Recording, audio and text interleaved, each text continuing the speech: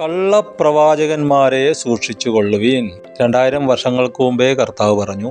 പിന്നെ പത്രോസും പൗലോസും അപ്പോസ്തലന്മാരെല്ലാം ഇതിനെക്കുറിച്ച് വാൺ ചെയ്തു. കാരണം നല്ല നോട്ടുണ്ടെങ്കിൽ കള്ളനോട്ടുമുണ്ട്. സാത്താൻ വെളിച്ചദൂതൻ്റെ വേഷത്തിൽ വരും. അങ്ങനെ വന്നാൽ അവന് പറ്റിക്കാൻ എളുപ്പമാണ്. അതുകൊണ്ട് അവൻ സുവിശേഷത്തെ എതിർക്കുന്ന കൂട്ടത്തിൽ വരാതെ ദൂത് പറഞ്ഞുകൊണ്ട് വരും. നല്ലതേത് ചീത്തയേതെന്ന് എങ്ങനെ തിരിച്ചറിയാം?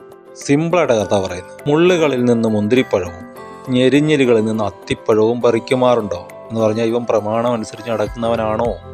ഇവന് കൃപയുള്ളവനാണോ? സ്നേഹമുള്ളവനാണോ? ഇതാണ് ഒന്നാമത്തെ തിരിച്ചറിയാനുള്ള മാർഗം. അവിടെ അങ്ങോട്ട് തീർന്നില്ല. നിങ്ങൾ തിരിച്ചറിഞ്ഞു, പക്ഷെ ഇവൻ വിട്ടുമാറുന്നില്ല. നിങ്ങൾ പ്രാർത്ഥിച്ചുകൊണ്ടിരിക്കുന്നു, സഭ പ്രാർത്ഥിച്ചുകൊണ്ടിരിക്കുന്നു. കർത്താവ് അടുത്തത് പറയുക, ആകാത്ത വൃക്ഷത്തിന് നല്ല ഫലവും നല്ല വൃക്ഷത്തിന് ആകാത്ത ഫലവും കായ്പാൻ കഴിയുകയില്ല.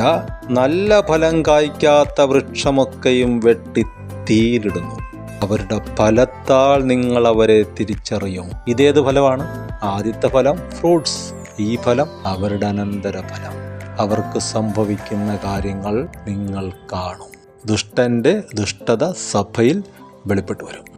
സഭ നിൽക്കേണ്ട പോലെ നിന്നാൽ, കള്ളന്മാരെ ഐഡന്റിഫൈ ചെയ്ത് പ്രാർത്ഥനയോടെ നിന്നാൽ ദുഷ്ടൻ ഇടറി വീഴും.